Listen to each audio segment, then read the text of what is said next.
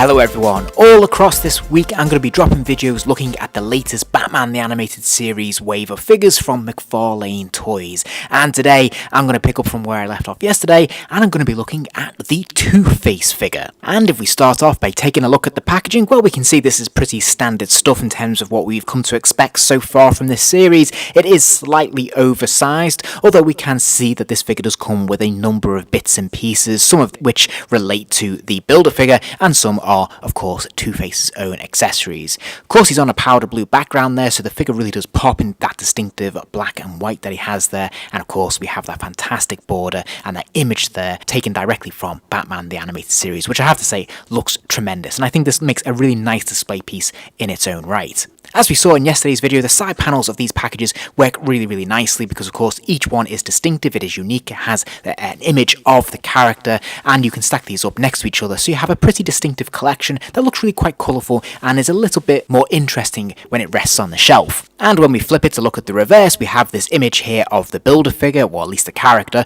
Maxi Zeus, which is pretty cool. Sadly, there is no actual image of the figure itself, so you'll have to buy all the individual figures in this wave to build it to see what that looks like, or wait for my video that's coming later in the week. Personally, I'm really delighted that we finally get a classic Two-Face from the animated series so early in the McFarlane Toys run. This figure was one of the later additions to the DC Collectibles run and was one of the more difficult ones to pick up, and sadly I was never able to add him to my collection, which is a shame because he's such a core character. Now, in terms of sculpting, I have to say I'm actually really pleased with how this has turned out. I think this is a really good sculpt. I think it's caught the likeness from the animated series pretty well. It's very distinctive, it is unique to the animated series, and of course it's a unique mould, which is brilliant. I think the paint apps are really nicely applied, particularly on the scarred face there. Very neat there. There's no smudging between the eye or the blue or the skin or the red of the lips there. I think this looks really quite striking and they've done a really good job with it.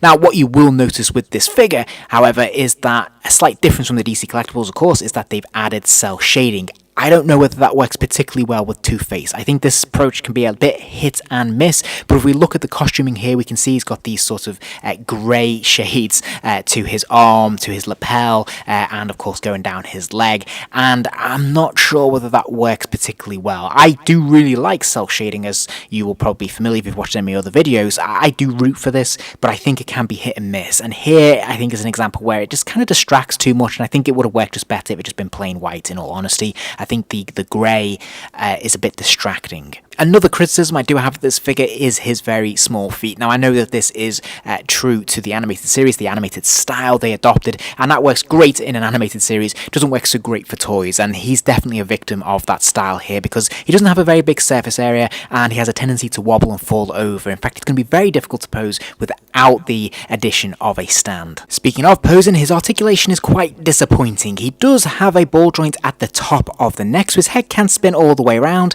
but it can't really do very much else. And that's about it. It does have a ball joint in the shoulder, so he can lift his arms up and out, which is good.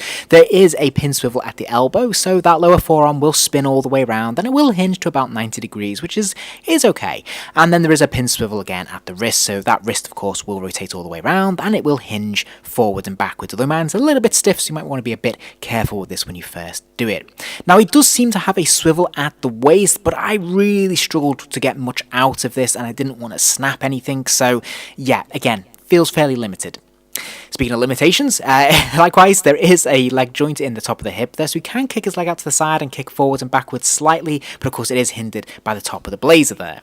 Now, he does have a double joint at the knee, which is good, so he can kick his lower leg all the way back, and then he does have an ankle pivot, so he can hinge his foot forwards and backwards and kind of rock it side to side, but mine is incredibly stiff, and this feels a little bit precarious. He's also fairly light when it comes to accessories. He does come with an additional 3 hands, which is pretty decent, and this stick of dynamite, and that's basically it. And it feels like we've been a little bit shortchanged here. I really wish we could have had some extra accessories, and given that one of these hands is a trigger finger, I'm guessing the original came with a gun, and you would expect Two-Face to come with a pistol, wouldn't you? But I'm sad to say that is not the case here, and it does feel a little bit underwhelming. And also, you may notice that he doesn't particularly hold that that stick of dynamite particularly well, does he? Or that group of dynamite.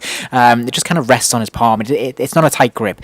I've got mixed feelings about this figure. Overall, I'm going to give it 3 stars. I've long wanted this Two-Face in my collection to round out my rogues gallery, really. He was one of the top figures I really wanted to see released. And I'm glad to have him in my collection, don't get me wrong, but there's something slightly disappointing and underwhelming about this release, especially after having wanted it for so long. And a lot of that comes down to the lack of posability in terms of the articulation. It is quite weak in that department. I think where McFarlane Toys have tried to add value for people who picked this figure up already in the initial run from DC Collectibles, they've added the cell shading there to obviously add something new and different, and I appreciate that effort, and I think it's a good idea. I just don't think it works particularly well with Two-Face. I think it actually works against the figure all in all. And then of course we have those limited accessories, which feels a bit mean, to be honest with you. I don't see why they couldn't just reproduce some of those other accessories. So all in all, the figure looks very nice. It is a nice and very welcome addition to the collection. I don't think there's any impetus for people to pick this version up if you already own the original, and for people who are picking this version up who don't own the original, you might want to dial back your expectations. Well, I hope you enjoyed the video, and thank you for watching this long. If you did enjoy it, please do give it a like. It really helps the channel out. And if you're interested in more videos like this, please subscribe. I'll have plenty more content soon.